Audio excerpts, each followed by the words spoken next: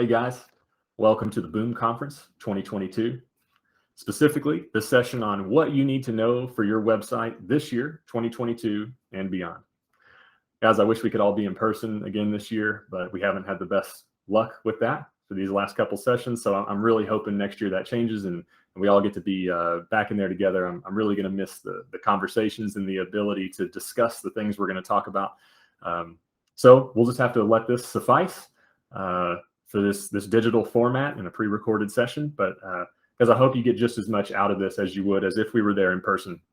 There's a lot of new things coming out in 2022. Lots of things that you guys have been asking me over the last year, and I get the same questions a lot. So I'm going to cover all the common things that I see with websites and kind of where the industry is headed, as well as some of the more intricate, newer things that have been coming out that you need to have on your radar moving forward. Some things you've probably heard about. So with that, we'll move forward. As first off, before we dig in, who am I? I'm Dave Conway. I'm the founder and CEO of Simplex 360.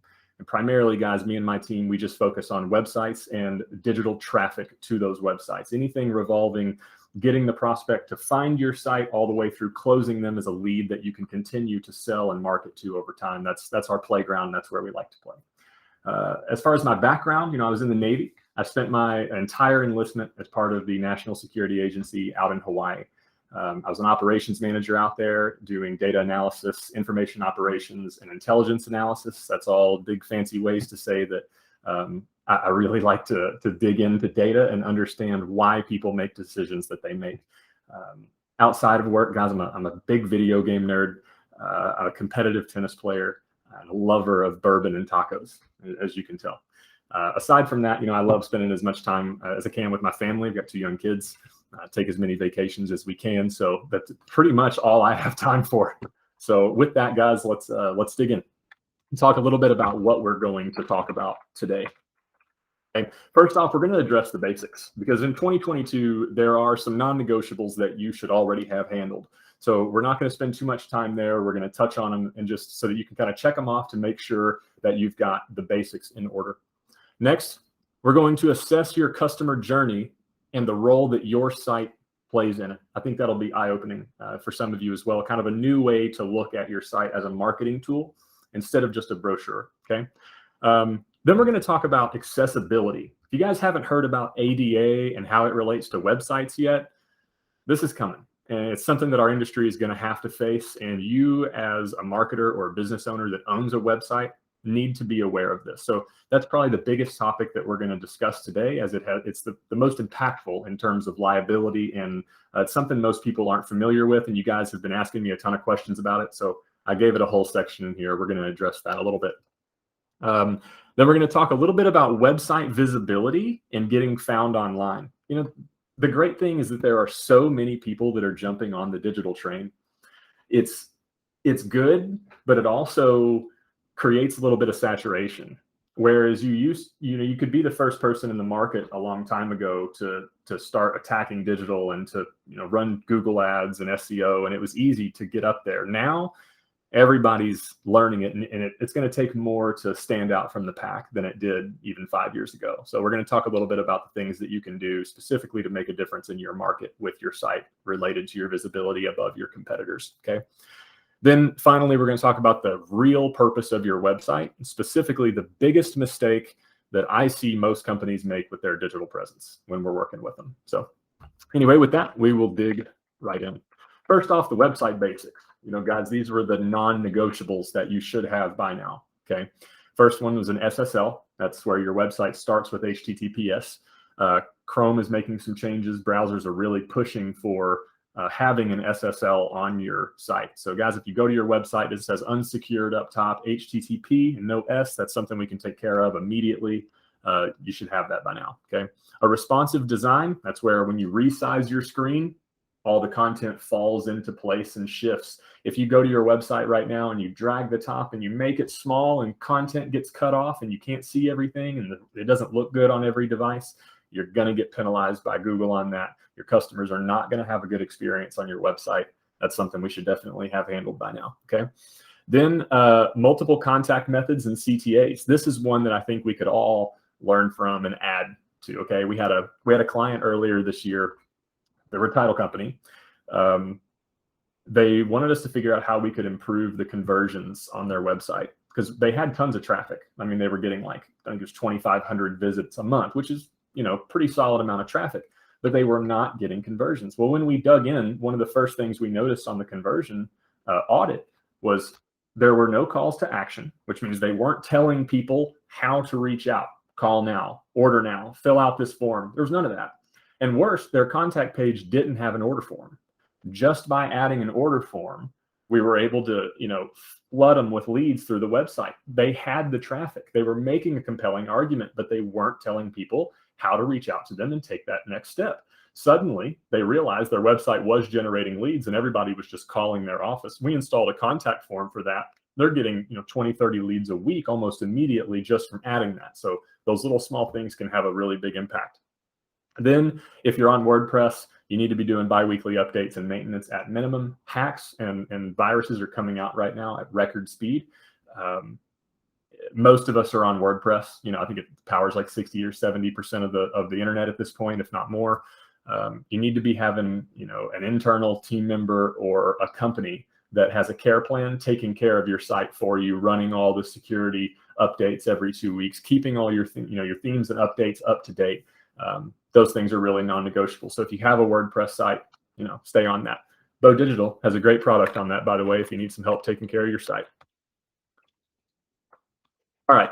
The next one that we were going to talk about is, what is a customer journey? Okay, because I need you guys to start considering what role your website plays in your customer's journey. Now, you guys probably look at your customer journey as what happens when they come on board with you, right? How you bring them in, how you onboard them, how you provide them with excellent service, and how you get paid and offboard them, right? That's how most of us think about our journey. But the customer journey starts long before we meet them. It actually starts at the moment they determine they need what you provide. Okay, so if we look at the conversion funnel here on the right, this is actually pretty simple.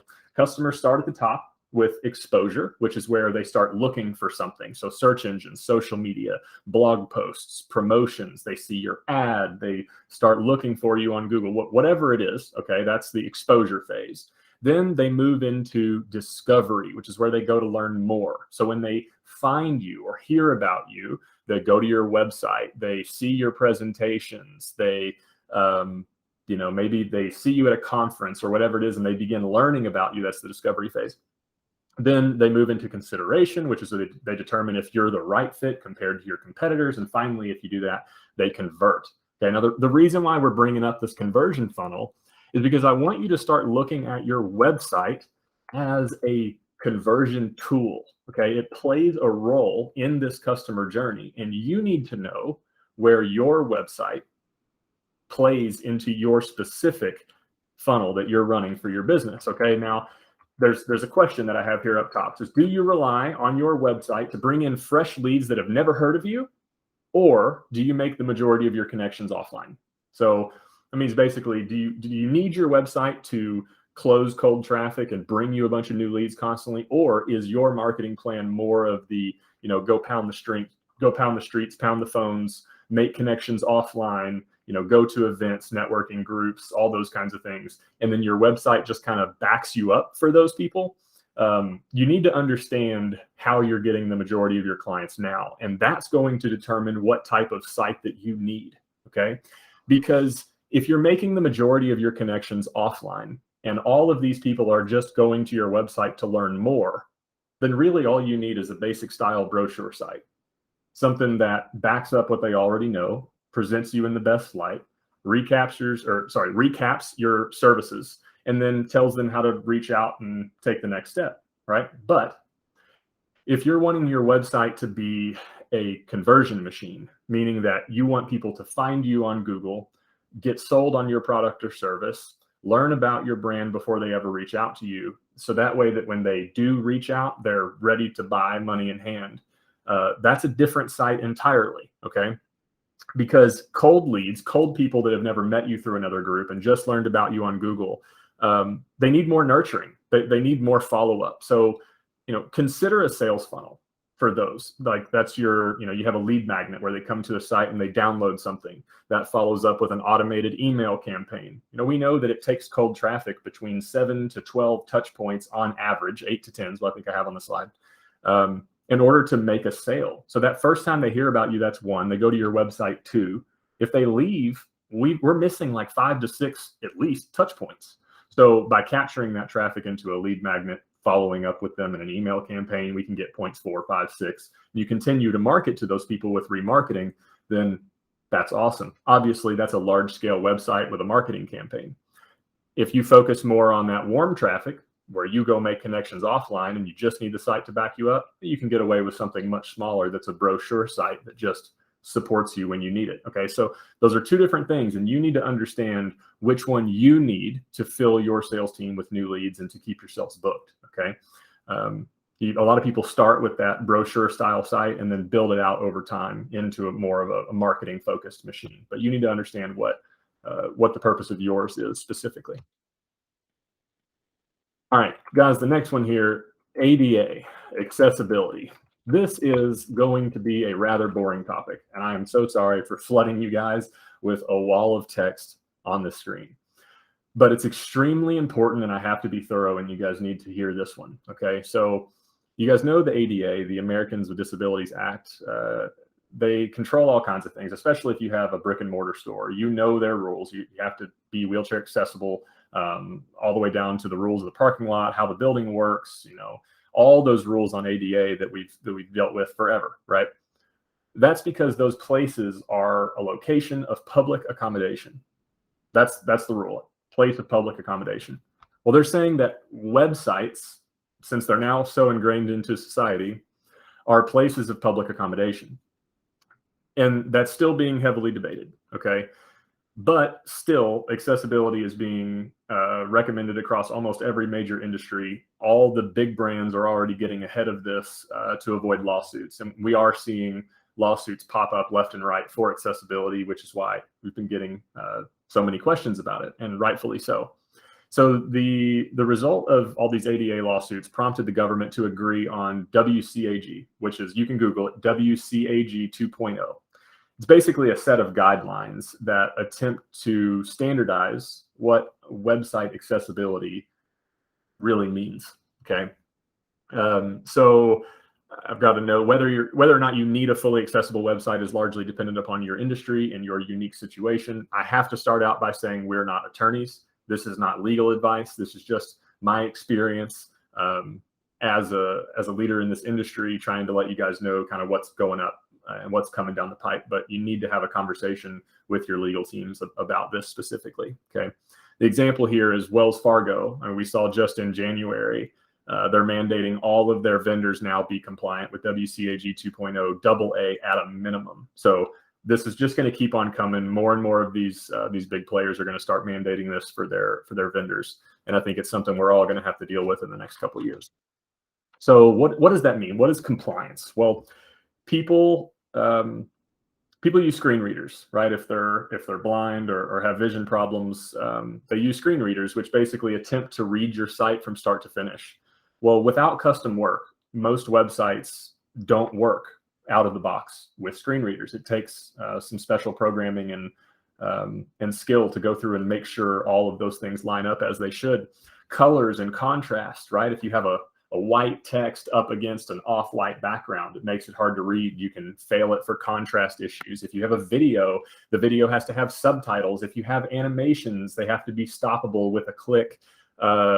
The descriptive alt text, every picture has to have a background tag that's in the back end that tells a screen reader what that picture is, like a description of man sitting at desk shaking hands, and so much more. I can't touch on all of them, but there are hundreds of points on the WCAG guidelines that you can go and read. So moving on here, it's important to note that achieving full website compliance with accessibility is a pipe dream. It is nearly impossible to guarantee that your site will always remain fully accessible. So what we recommend is something called, the due diligence approach. I almost didn't get that out. And we'll talk about that a little bit as I roll forward. But you're going to post new blog posts. You're going to update your website's theme. You're going to make edits to pages. You're going to embed forms from other websites or chatbots that change their stuff. And your site's going to go in and out of accessibility on a regular basis. Okay. And there's always going to be changes to your site that put you out of compliance. So it's never a 100% checkbox, it's done kind of thing. Okay. Now, there are two ways to become accessible. The first one is technically the right way, but it's very expensive, and that's manual remediation. So you can hire a web accessibility company who has these trained and licensed accessibility experts to come in and look at your website and essentially tell you on each and every page what features are in compliance and what features are out of compliance. Now, I have seen a crazy range of prices for these, and we've been trying to price, partners to come and help us provide this service. And I mean, we've gotten quotes anywhere from $5,000 for a single audit on a 5-page website, all the way up to $25,000 on a 15-page government website that we were working on. So manual auditing is fairly expensive. And then that's just the audit. You still have to go and pay your web development team to actually make those changes, which is, depending on what they find, right, usually another $5,000 to $15,000 to have that done. And then when they're done, you have to have the site re-audited again to make sure that the work that they did was, is still in compliance. And so they come up with offers then where you have to get it rescanned every month because you risk falling out of compliance. And of course, they've got a fee there too. It's another $1,000 a month to continually re-audit it and make those changes. So that is the right way. If you don't have a website that changes very often, you could probably get away with doing it the right way and not re-incurring too many recurring costs, hopefully. But for those of you that are posting new content all the time, it's unavoidable. So that leads us to the next solution, which is plugins. Okay. You guys should go and look up Accessiby. It's accessible without an L. Accessiby, Userway, and AudioEye are just a few of the examples. And what they claim to have is a small snippet of code that you copy and paste and send to your web developer. They plug it into your website, and an artificial intelligence bot takes over, makes the necessary changes, gives your folks full control of the site. And we have several clients that chose this plugin option and claim to have good results with it. The problem is that in the accessibility industry, they're all starting to fight back against these plugins, saying that they don't actually work, they're not the magic they claim to be, and there's active lawsuits against them. There's also lawsuits against companies using these plugins for still being non-compliant. But on the flip side of that, we've seen lawsuits come in, and the Accessiby legal team was able to get it thrown out. So I realize I just gave you guys a lot of conflicting information in the last 30 seconds, and it boils down to this. This whole accessibility compliance thing is somewhat brand new to the industry. The rules are still being written. The lawsuits are still going on. The precedents are still being set. So right now, the best course of action is for you guys to sit with your legal teams and talk to your, if you're a vendor for larger companies, talk to them about their requirements for ADA and have a conversation about what that compliance actually means for you. I encourage you to go out and look at your options. But I will give you some additional help here as well. That image on the right, super boring. It's a big thing of text, but that's kind of what the audit will look like. It'll come in, and you see down here, font sizes should be at least 11 pixels in size. Letter spacing should be set to below 1 pixel, and you get a pass or a fail, and it gives you the snippet of code, right? That's kind of what the audit would look like. Now, what we see accessibility boil down to, whether you go the manual remediation route or whether you, go with one of the plugins and hope it's good enough, it really comes down to due diligence. You have to have the ability to show that you're putting forth an ongoing effort in achieving website compliance. You have to have proof that you've given reasonable effort to attain that compliance, and show proof that you're continuing to do that as well. And here's the ways that I recommend you do that. And you can write a couple of these down. You should be having monthly audits done, whether they're manual or automated. I believe the automated scans like Wave Accessibility Checker and Google Lighthouse's accessibility, they work, but I think they only find like 20 to 40% of all of the active problems on your site. So be careful going with automated checkers. Save the receipts for changes, that you have your developers make. Have an accessibility policy on your site. They call it a accessibility compliance statement. You can have a link in your footer.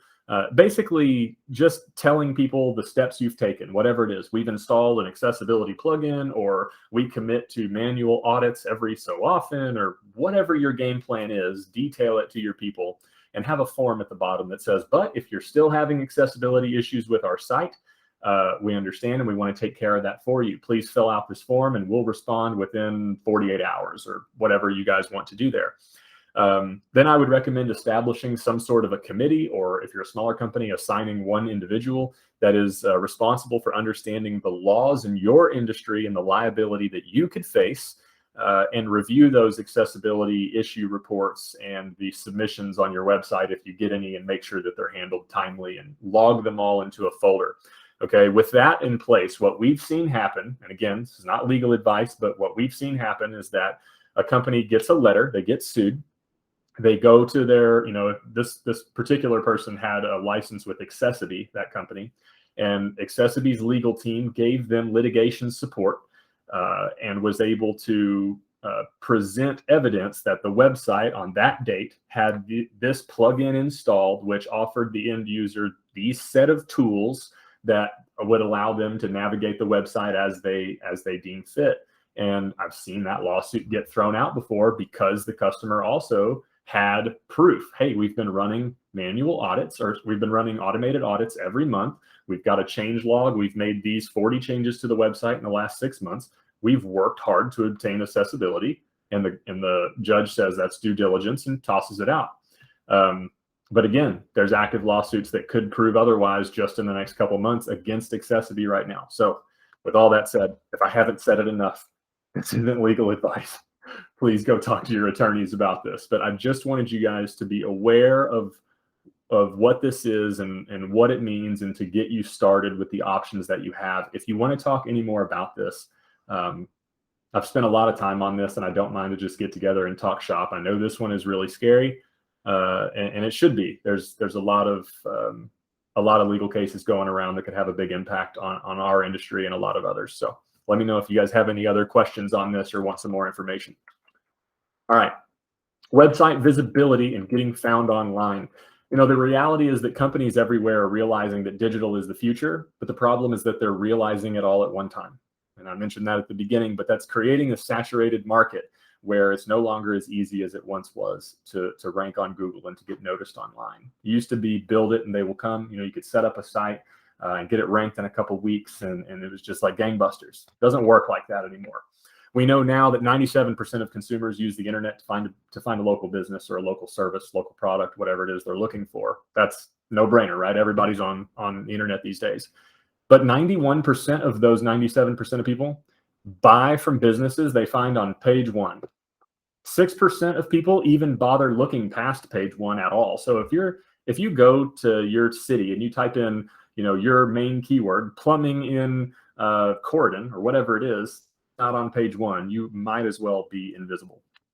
Okay, that competition creates a ton of saturation, which is why we're seeing the numbers that you see over here. Being on page one is massive, and everybody wants to be there. So everyone is spending money with Google to get there. And turns out Google likes money, right? So you can buy ads to shoot your way to the top, or you can invest in SEO to try and naturally rise the search results to be in that #1 spot.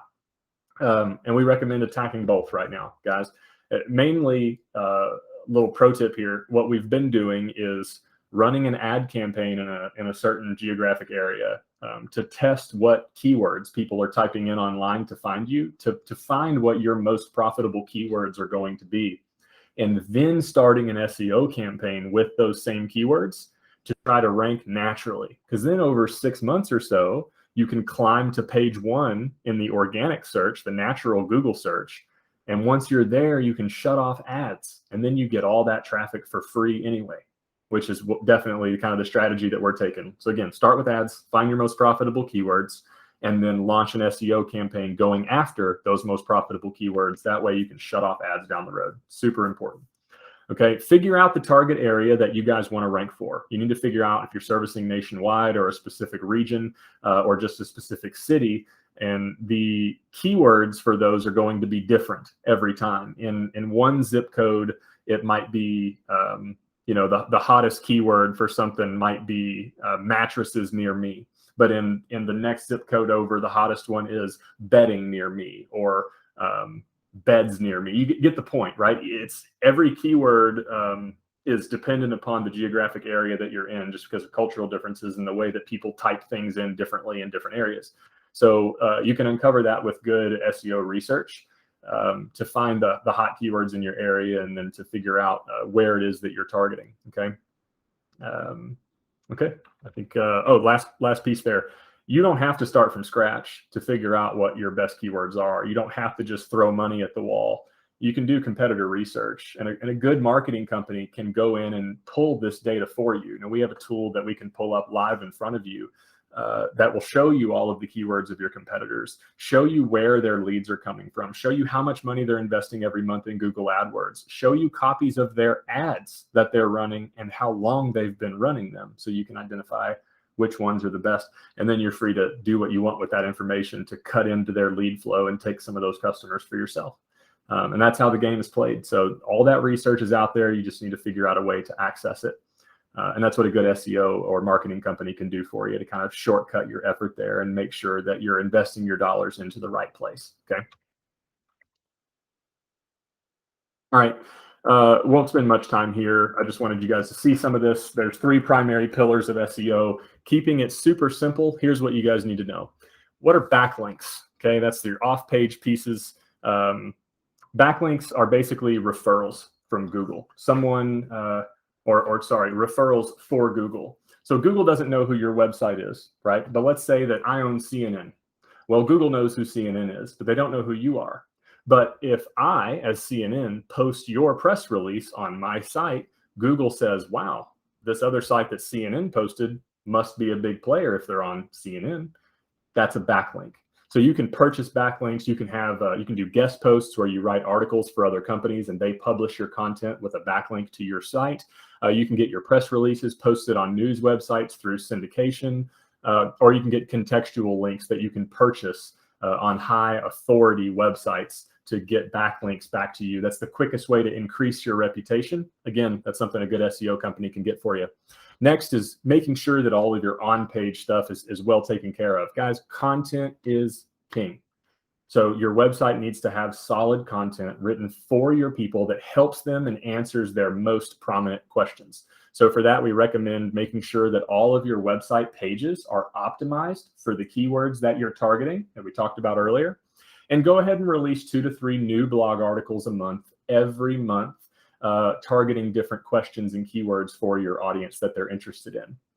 Okay, and the third one is all the technical optimizations under the hood, the stuff we won't talk about right now, the speed of your site, the meta tags, the schema, the keywords, all the nerdy stuff that your developers will work on in the back end to optimize your SEO. So again, get your backlinks, get your articles posted on other people's websites, optimize the content on your own site and produce more content more frequently, and also have a pro go in and technically optimize your website under the hood to make sure that you're not going to get penalized from Google for having any sort of bad settings. Okay. All right. And finally, the real purpose of your website, the biggest mistakes most companies make with their digital presence. Guys, I need you to keep in mind that your site isn't for you, it's for your customer. Okay. And to drive this point home, I have this nice little graphic here on the right. There is a huge joke in our industry about making the logo bigger. We hear it all the time, and it's a running joke, not just with our company, but in the whole industry, in the whole design industry for the last couple of decades. And the idea is that clients always seem to want their branding bigger. And this is a pretty common issue that kind of shows a perspective issue with that client that's making that request. It's an honest enough request. But what we want you to understand is that the site isn't for you. It's not to show you off. Your website's purpose is not to talk about you. It's not even to present you in the best light, which I know sounds crazy. But it's not there to serve you. It's not your biography, okay? It is about your customers.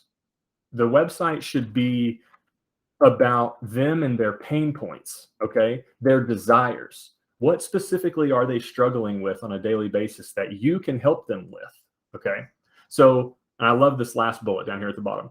You can talk about what it is that you offer and what it is that you provide, but it should be through the lens of how that product or service is going to help solve their pain or transform their reality or bring them this big result that they want, okay? The customer does not care about your logo or your kind of braggy speech on the website. What they care is that you are showing them that you understand their concerns and their problems and what initially led them to reach out to you, and that you have a solution ready for them because you know what their problem is, you understand their pain, and you're going to make it better. That's the point of the website, okay? So pro tip here, when you write your content, think about how you would act on a date. Nobody likes somebody that sits across from somebody else and just talks about themselves the whole time. Me, I do this, I do that. No, you need to think about what they care about and tailor your speech to how it's going to benefit them as well, okay? And talking about your end clients. And if you can understand the reasons those clients are coming to your website, and you can understand how your product or service is going to solve that problem or fill that void, you will win them as clients. That's the biggest mistake I see people make, is that they develop the website for themselves and not for their customers. Biggest thing I see. So very quickly, I want you to turn features into benefits. For example, we're open 24 hours. That's a feature. You've told me something about yourself, but you haven't told me why I should care. So change it to, we're here to support you 24 hours a day. So we're available when you're working to support you and your clients.